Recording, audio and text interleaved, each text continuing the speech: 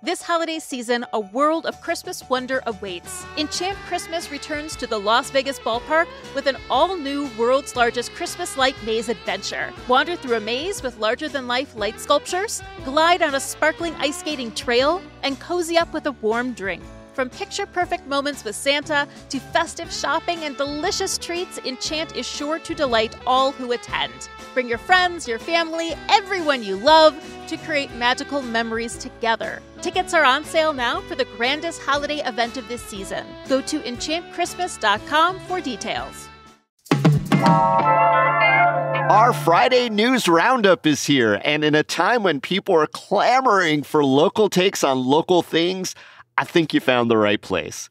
Today on CityCast Las Vegas, I'm joined by Nevada Current Deputy Editor April Corbin-Gurnis and my co-host Sarah Lohman, and we're discussing the response to a home invasion where police shot and killed the homeowner. A golf course may be controversially slated to be the site of new affordable housing, and which is the dirtiest hotel in Las Vegas? The answer probably won't surprise you at all. It's Friday, November 22nd. I'm David Figler, and here's what Las Vegas is talking about.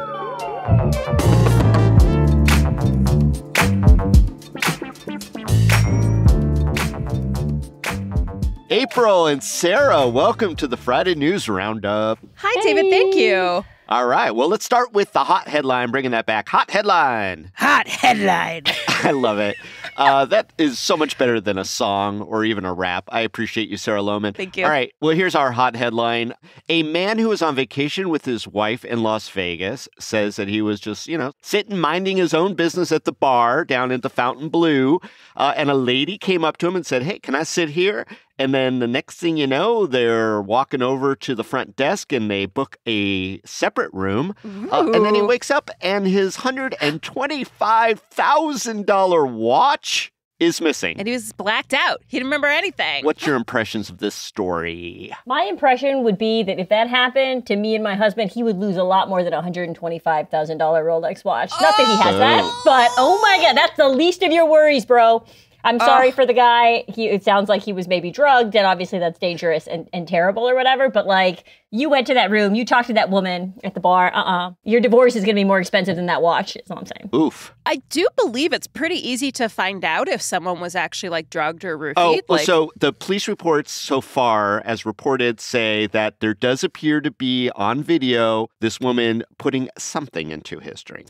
Okay, again, there are blood tests, to see. Yeah. Because that could be Alka-Seltzer. I do hope that he was not drugged and, taken in. They have identified the alleged assailant, and she was arrested for it. So, I mean, I love the thought that if she is working alone, that she has the physical strength to take a full-grown roofied male up to her room. Yeah, they were also seen huggy-a-kissy on the video too. Yeah. And walking up there, he bought the room. There it is. Yeah, I mean, he was able to interact at least with the clerk to get the second room at the hotel. Yeah. And where's his wife at this time? Kind of just sleeping or off looking? Just mind her own damn business. Well, clearly her husband cheats. Maybe she went over to Circus to just go check out how the other side lives. Yeah, probably. I hope she was getting hers somewhere because this sounds like a very elaborate lie to hide the fact that he was caught cheating. Let us jump into the Friday News Roundup. Now, Sarah, here's a story that doesn't seem like it's going anywhere soon. What do we know about the person who was in his home who called 911 and didn't make it out alive? Yeah, David. So on November 12th, a Las Vegas Metropolitan Police Department officer shot and killed Brandon Durham in his home while he struggled with an intruder. This is all reporting from Fox 5. Durham, who was a black man, 43 years old, and a father, did not survive this shooting. So a former intimate partner of Durham's had broken into his home. She had used rocks to break windows around the home. She found a propane tank and used it to break a car window. This former partner entered the home after breaking through a window. Durham called the police. When the police arrived, one witness said they heard Durham yelling for help. That's also been confirmed on the body camera footage, too, that Durham is struggling with an intruder and screaming, "Help me, help me." when the officer ordered two people struggling over a knife to drop the weapon, and then the officer shot one of the people, which was Brandon Durham. The officer fired 6 rounds. It took less than half a second for the officer to fire his gun, and Durham died from multiple gunshot wounds, according to the Clark County Coroner's Office. So we have a quote from his daughter, Isabella Durham, who's 15 and was in the home during the shooting. She said, "My father always feared the police, and even with that fear, he asked me to call the police. I dialed my phone and handed it to him, and that was the last time I saw him alive." So the Las Vegas community and activists will be gathering at Las Vegas City Hall this Saturday, November 23rd, to seek justice for Durham. This is the 12th police shooting this year. Okay. Well, so I'm just going to say this, that it is surprising that this is kind of still happening. You know, things seem to have calmed down under Sheriff McMahill with these sort of high-profile police shootings after, documented some bad times for Metro. I'm just wondering, does this have, you think, the potential to bring back that conversation about police violence and training, et cetera, like we saw at the BLM marches that were all over Las Vegas in 2020, April?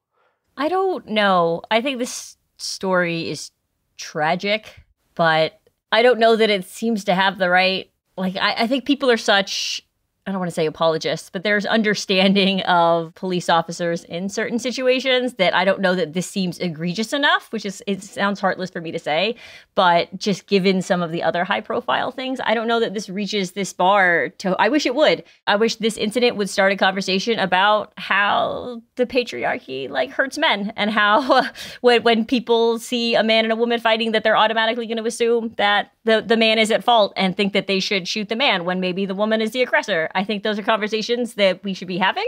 And I think that this situation leads to that. I hope that it sparks change. I hope every shooting sparks change. But I don't know that I've seen, there obviously they're having this rally. People are trying to raise awareness about the issue and make it a conversation. But I don't know that it's sadly going to be egregious enough to rally it the way it has years ago.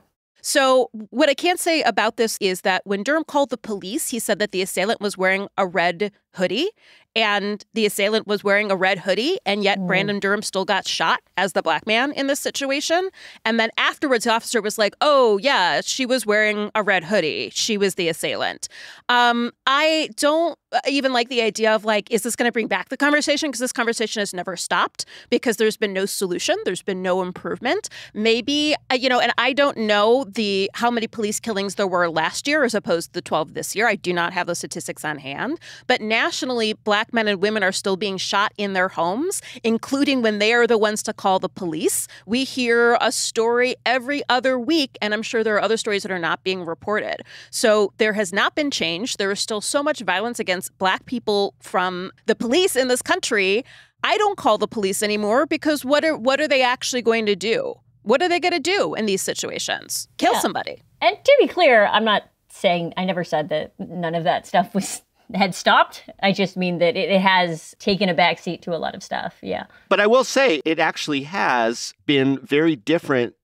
Look, right after the George Floyd killing, there were protests in the streets in Las Vegas. The police department responded very ham-fistedly, very militarily. And a lot of citizens who joined the cause and call for police reform, or at least more police accountability in all these situations, with multiple names of people being, placed on signs from our community who were killed by the police, were arrested, were essentially harassed in a lot of ways. Most of those charges were dropped against almost everybody, and we stopped seeing those protests. I mean, they effectively put an end to the level and the intensity of protest. The police did. Yeah, I think so. And the people who were interested were kind of scared away from that. And while that conversation certainly does continue in certain circles, we have had a change of the guard. And there were, I think, a general feeling in the city that things were getting better. Now we have this story, which, like I said, I don't think is going away. I mean, I just wonder, does Las Vegas have a process here that will find that mystical word justice? What are the possible results of this investigation now? I mean, all the reporting I've read is focusing on the assailant and their role in it. And they were also clearly in a lot of distress. They were dealing with some serious mental health issues that they were not accessing treatment for. And although the name of the officer who murdered Brandon Durham has been released, there has not been a lot of discussion about what is happening to him yet. And it's also just the same conversation that, sure, has been in the public eye since George Floyd and before, honestly. I want to say, too, thanks to social media, that these ideas have been spread further and further, which I think is a really positive thing. But obviously, these have been discussions within the Black community for much, much, much longer. I don't know what's going to happen here, and I don't have a lot of faith that anything positive is going to come of it. And I just want to say my heart is with this family. I am grateful that there is going to be organizing on Saturday, and I want to see it change. I admire the hopefulness of people who continue to fight for that, and I will try to access that within myself. April, the DA has piped in here saying that, they will do what they can to find the right answer as far as the criminal justice system goes and the liability of the police officer. But we've been in this situation before. Do you think this one might be different? Or what's been your impression in the past of the DA purview over these police shootings of people? I think I think the record of these type of shootings, the outcome ultimately sort of speaks for itself. We have not sent a bunch of police officers to jail for killing people in the light of duty. It just hasn't happened. There is a system. I think that system maybe doesn't get enough attention in terms of the review process for that. But the data speaks for itself, is that we don't have a good history of being that. And maybe you could argue that a lot of those were justified or all that. I mean, there's a long history there, but I sort of share the sentiment that it's not. They do these inquests that really don't seem to result in indictments or indictments that stick. Yeah. And, the thing is that the police union has essentially advised its members to not testify at these things because they don't have to. They're not required to. They have lost the community's trust, and they are not doing anything to build that back. I mean, every now and again it does come up that these inquest processes and these grand jury processes need to be reformed, and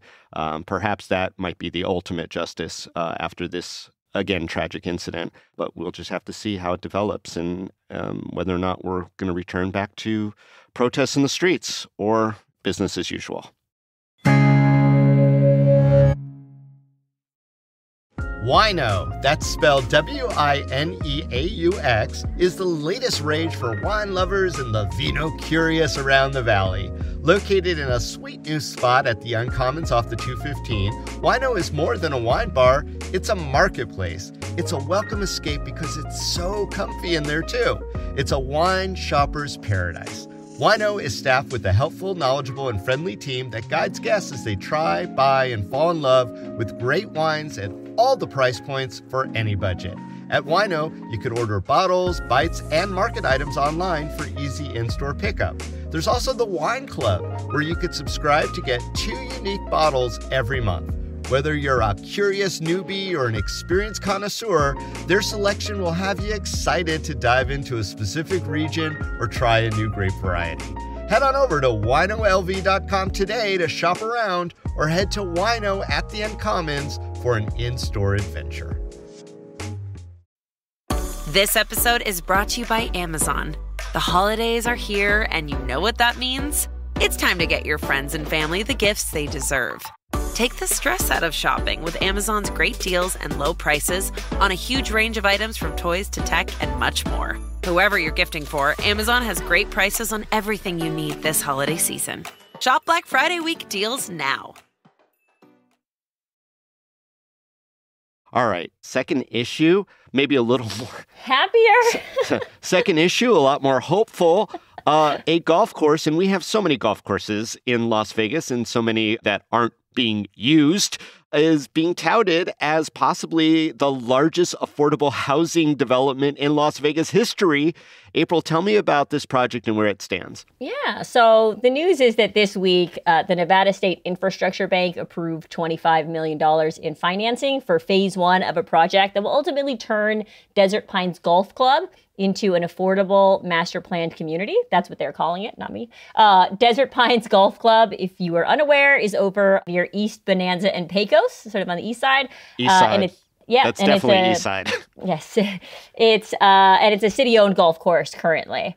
So the idea is to have 1,082 apartments, 280 single-family homes, a community center, an early education center, a training center, and a fair amount of commercial space also. Sounds amazing. I love this. Yeah, and they're calling it the largest affordable housing project in the state's history, not just Las Vegas. Wow. Though I will say that that's a fairly low bar to meet. It's amazing. Yeah, I mean, we haven't seen a lot of those projects. But I did read that there was a little bit of pushback. There's always going to be people who are living nearby an area who are going to be opposed to more development, especially apartment developments and housing developments that bring more traffic to that. So you are seeing a little bit of pushback from people in the nearby area who are going to be talking about, oh my gosh, we already have bad traffic in this area and we don't need more people. And what is this going to do? But that's fairly standard for any type of development. Mm-hmm. I will say that the pushback, in as much as it exists on this project, is not the same kind of pushback that you've seen on a project like Badlands trying to be redeveloped, which is in a different neighborhood and a different sort of aesthetic. Okay, well, now the words different neighborhood and different aesthetic are doing a lot of heavy lifting in that sentence, April. What do you mean by that? Ooh, can I curse in this podcast? Wealthy, powerful, connected people didn't want... Was it even affordable housing built on their golf course in the Badlands? It was just houses. No, the Badlands was just to build new houses. Yeah, it was just houses. That obviously turned into just the biggest of perhaps clusterfucks in the history of Nevada development. Yes, I shouldn't dance around it though. We're looking at a neighborhood that is much less affluent. Okay, so there's going to be less rich people with power opposing it. I hate that affordable housing is like a bad word, right? That like people who aren't wealthy need a place to live, and it's like, oh, affordable housing, not you guys. Just in general. And I will say, I have not looked at I haven't seen the sort of full specs that maybe the developers of this plan have used. The term affordable housing, depending on what they mean, affordable can still be out of reach for a lot of people. Yeah. So we don't know exactly what that's like. If it's market value single family homes, that's still unaffordable for a lot of people in the Valley. And ultimately, while this project, I think, is going to be celebrated and is probably warranted because we do need affordable housing, I will point out that, just for context, that housing experts believe that the Valley is short like 78,000 affordable housing units. Sure. So this is a drop in the bucket still in a very long fight that needs to be waged on all fronts. Yeah, like you said, it's really hard to kind of swallow that affordable housing has become a negative. And when these sort of neighbor complaints or NIMBY or whatever you want to call them, they often say, oh, well, affordable housing, that means you're going to bring more, not just traffic, but crime into our area. Like there's some sort of and there is no, to me, statistical data that suggests that there's more crime when you're giving people an affordable place to live. No, you're talking about me. I need affordable housing. Yeah. Like me, your local podcast host. Like, come on. Well, I do see that they sometimes swap out the word affordable for workforce so that they're building workforce housing so that working people can have a place. And that's kind of interesting. We have been hearing a lot that the Bureau of Land Management land needs to be opened up because that's where we'll solve the affordable housing out in the perimeter and stuff. I think this sort of infill development is a definite counterargument. Is it a viable one, though? Yeah. It's the preferable one, yeah. I think so, April. Okay, so I can't wait for you to back me up because I'm not an urban planner. I am, again, just a simple podcast host. But this idea of like building out and out to the desert, we already are talking about the impacts it has on our natural environment, not only the visual beauty of it, but on the plants and the animals, the tortai, if you will. What about the infrastructure that has to be built out there? And we're building neighborhoods further and further out, affordable workforce housing for people who are working on the strip without providing public transportation. It's not a good system. Whereas I love a neighborhood, and we do have so much empty land within the city of Las Vegas, within the Valley. And you know what? Golf courses don't belong here. There is no reason there should be a golf course here. I'm sorry. At and all. I'm not sorry. At all. all. Listen, oh boy. I'm What a speaking controversial as position you've taken. I am speaking as a proud descendant of the Scottish people. I have been to Scotland. My impression of it, it looks like a golf course. That's because that's where golf was invented. Should we be trying to recreate the landscape of Scotland in a desert? No, it is a waste of space. It is a waste of our water resources. Go golf literally anywhere else, not in the desert. Put houses on it. The end. All right. Well, the Convention Visitor Authority would like to have a word with you. Let's talk about it. I'm here. April, this is a city-owned golf course. I think that's kind of interesting in this discussion because we're talking about whether it's the Bureau of Land Management or city. Government has property. And, even with these BLM lands, some of them are infill, not all of them, not a majority of them. Should the government just be in the business of building housing as opposed to these kind of machinations? I think so. I mean, it's certainly municipalities, cities, counties hold on to infill land for various reasons that might make sense. Sometimes it's the school district has a fair amount of land that it's just sort of sitting there empty, and they have their reasons for that. But obviously, didn't the school district try to get a bill passed so they could build affordable housing for like teachers and stuff, and it got shut down? That's a whole nother topic, which is was that something that happened? Yes, but yeah, that was something that happened. It didn't go very far in the legislative process, I think, because the clout of CCSD is fairly low, if not in the gutter. But yeah, that's an idea, is that people do think there is a movement towards trying to push these municipalities to either give it up or develop it themselves to sort of fill this very obvious need for housing. And it makes sense to do that, unless there's some other reason why the land shouldn't be used. But that's certainly a conversation people should be having. And a lot of it, I think people would be surprised, isn't at the federal level, but instead at the city level. I'm very curious to see if this Desert Pines project reaches fruition or if it hits new challenges. But it just sounds magnificent and a good model for, the woes that our city is definitely experiencing with this housing shortage. So I guess it's cross your fingers and wait and see.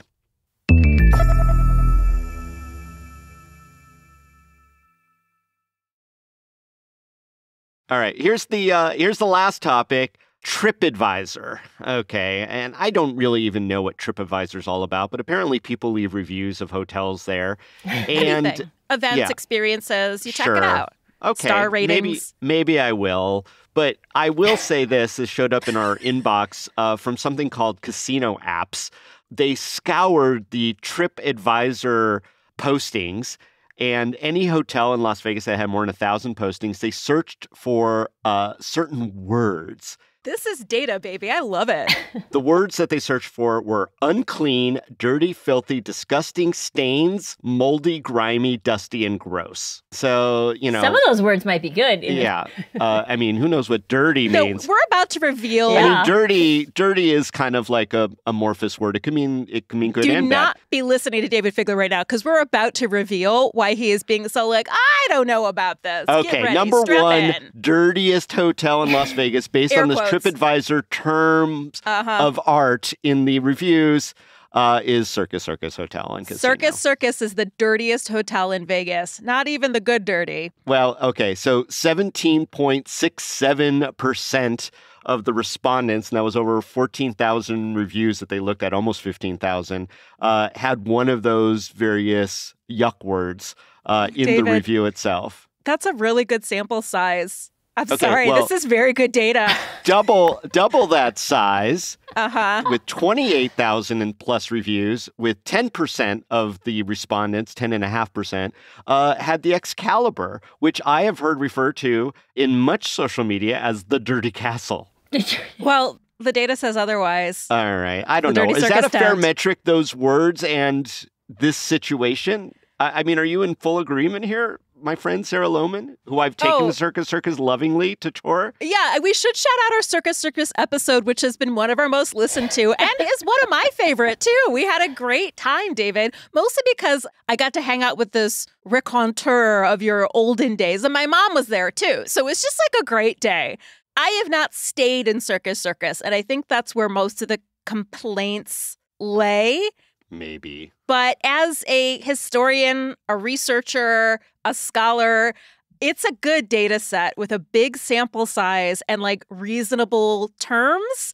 So, but I do have a solution for them. We can get to that. Well, I want to get to that. Well, I want your hear thoughts April. on this, April. Yeah. I mean, I haven't stayed in any of the hotels on that list, I think, because I live here, right? But it did feel right. You know, going off aura and vibes. It's old. And also, Its aura is moldy. Okay, its aura is moldy. I'll give you that one. It doesn't mean it's not beloved. But it's also a place where a lot of kids go. And kids are inherently dirty still? creatures. They are filthy. And They go to Adventure Dome. Is that yeah, what but it's I don't called? know that this was just about the hotel rooms. I think this is about the whole casino. And so, I mean, it is dirty up on the midway because kids have been there in droves. Blame the kids, David. And also, I am blaming the yeah. kids. I mean, there's going to be popcorn and puke and whatever else, but I'm sure they clean it up as quick as they can. I just Circus feel is like the dive bar of casinos. it is. Okay. It's interesting, though, but I don't want it to be so malign that they're like, oh, that dirty hotel, that needs to go down. I want to save the circus forever. Has it bothered them before? Yeah, but here's the thing. I need a cross study on the room rates at these hotels because it's worth it for some of those. All right. So there's that. Right? There is that. Assuming like, you know the what? risk of dirt. Nobody is stealing your $125,000 Rolex at Circus Circus because you're not going to be there. Exactly.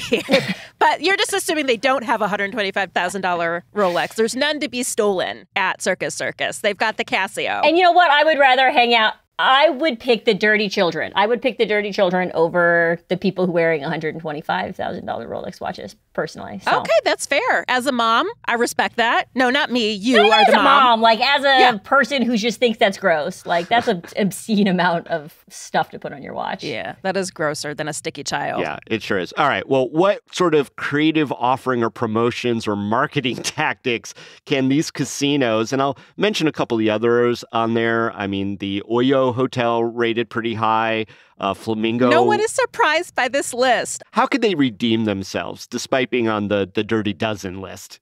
Okay, so I'm going to put on my culinary history hat on for a second. Strap in. Oh, boy. Here we go. Back at the turn of the 20th century, when we first put in laws restricting food additives and food cleanliness and food production cleanliness, all of those things didn't happen until 1906. And at first, like commercial food businesses were upset about it, but then they realized the sooner they got on board, the more money they would make. And so all the advertising from the turn of the century is like, our food is pure. It is clean. Like, these are the buzzwords of like natural and organic today. And like literally ads, and they would release these ad campaigns of like food inspectors looking at the fingernails of their workers and shiny stainless steel vats. All these things that we're not so into now because we're like into handmade things. That was how food was sold at the turn of the 20th century. So I think this is how Circus Circus needs to shift. They can start advertising as clean and pure and economical, another big buzzword from 120 years ago, and they can release photos of how shiny their slot machines are. So I think they just need to lean into the cleanliness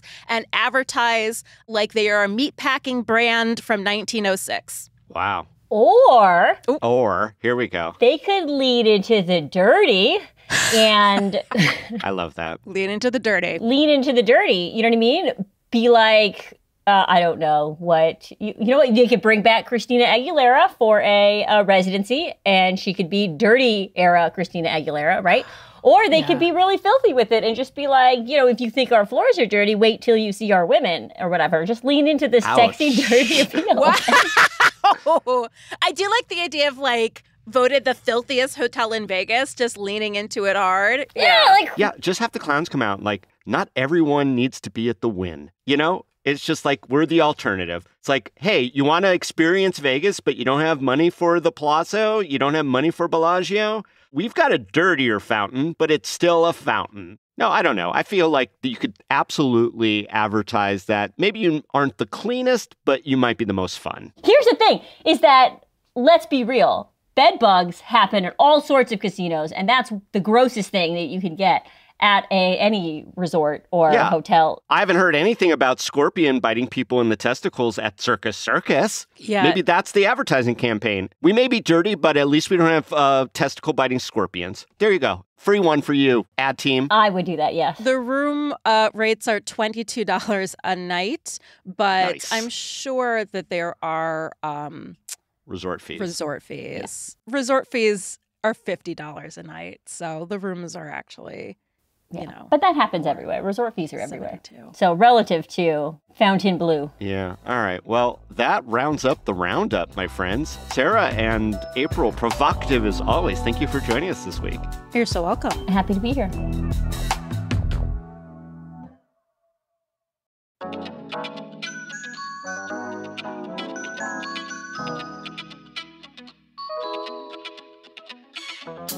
That's all for today here on CityCast Las Vegas.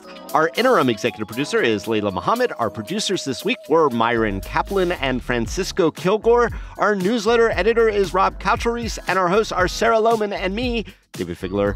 Our music is by OG Moose, Epidemic Sound, and All the Kimonos. We record this show on the traditional homelands of the Nuuvi, the Southern Paiute people. If you enjoy the show, hey, go tell a friend. That's how it works. You can also rate our show. We love those 5 stars. You can leave us a review and subscribe to our morning newsletter, Hey Las Vegas. We'll be back Monday morning with more news from around the city. Till then, stay lucky.